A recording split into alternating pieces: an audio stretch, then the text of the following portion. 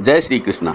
कमर छठ जिसको हल षष्ठी भी कहते हैं, यह हल छठ का पर्व जन्माष्टमी से पहले और रक्षाबंधन के बाद यानी छठवें दिन ये पर्व मनाया जाता है। भगवान श्री कृष्ण के बड़े भाई बलराम जी के जन्मोत्सव के रूप में ये पर्व मनाते हैं। और विशेष बात यह है कि जो माताएं जिनको संतान हो चुकी हैं वो भी और जिनको संतान नहीं हुई हैं वो भी दोनों ये व्रत करती हैं ताकि संतान की लंबी उम्र हो, क्योंकि बलराम जी शेषावतार हैं और शेष का मतलब होता है सारी प्रकृति में, पृथ्वी में जो शेष रहता है वो भगवान शेषनाग ही रहते हैं। तो इस तरह से दीर्घ आयु के लिए, संतान की और सुख समृद्धि के लिए इस व्रत को किया जाता है। 14 अगस्त को ये इस बार ये हल षष्ठी का व्रत रहेगा। सुबह आप 14 अगस्त को 4:23 से लेकर के और शाम को 7:23 के बीच में अपने समय अनुसार इस व्रत की पूजा अर्चना आप करें। भगवान श्री कृष्ण के साथ में बलराम जी की पूजा करें और साथ में बलराम जी का एक हल प्रतिकृति के रूप में हल भी साथ में रखें और उसकी भी पूजा अर्चना करें, क्योंकि हल छठ का व्रत महिलाएं अपनी संतान की लंबी आयु,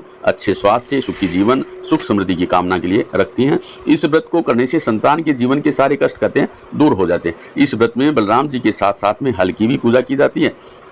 और इसमें खास बात यह है कि जो हल से जोता हुआ जो अन्न हो उसका प्रयोग नहीं होता, न पूजा में न खाने पीने में। तो ऐसे जोती हुई जो जमीन हो वहाँ पे जाने से भी बचना चाहिए। कहते हैं कि हल से जो जमीन जोत रखी हो वहाँ पे भी व्रती महिला पुरुष को नहीं जाना चाहिए। हल छठ व्रत करने वाली महिलाएं विशेष रूप से अपने आप स्वतः बिना हल के उगाई हुई चीज़ों को खा करके ये व्रत रखती हैं, ये इसकी विशेषता है।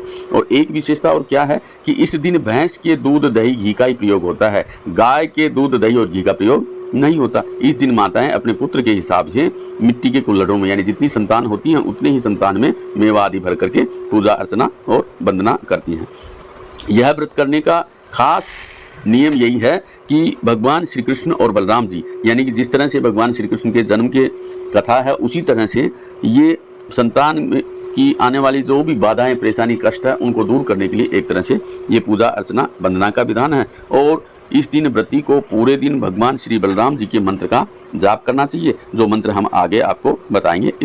आइए हल षष्ठी व्रत की कथा भी हम जल्दी सुन लेते हैं। प्राचीन काल में एक ग्वालिन थी, उसका प्रसव काल अत्यंत निकट था। एक और वह प्रसव से व्याकुल थी तो दूसरी ओर उसका मन गोरस यानी दूध दही बेचने में लगा हुआ था। उसने सोचा कि यदि प्रसव हो गया तो गोरस यूं ही पड़ा रह जाएगा यानी बेच नहीं पाऊंगी। यह सोचकर उसने दूध दही के घड़े सिर पर रखे और बेचने के लिए चल दी, किंतु कुछ दूर पहुंचने पर उसे असहनीय प्रसव पीड़ा हुई और वह एक झरबेरी की ओट में चली गई और वहां एक बच्चे को उसने जन्म दिया। वह बच्चे को वहीं छोड़कर पास के गांव में दूध दही बेचने चली गई। संयोग से उस दिन हल षष्ठी थी। गाय भैंस के मिश्रित दूध को केवल भैंस का दूध बताकर उसने सीधे साधे गांव वालों को बेच दिया। उधर जिस झरबेरी के नीचे उसने बच्चे को छोड़ा था उसके समीप ही खेत में एक किसान हल जोत रहा था। अचानक उसके बैल भड़क उठे और हल का जो फल शरीर में घुसने से वह बालक मृत्यु को प्राप्त हो गया। इस घटना से किसान बहुत दुखी हुआ, फिर भी उसने हिम्मत और धैर्य से काम लिया। उसने झरबेरी के कांटों से ही बच्चे के चिरोए पेट को टाँके लगाए और वहीं उसको छोड़कर चला गया।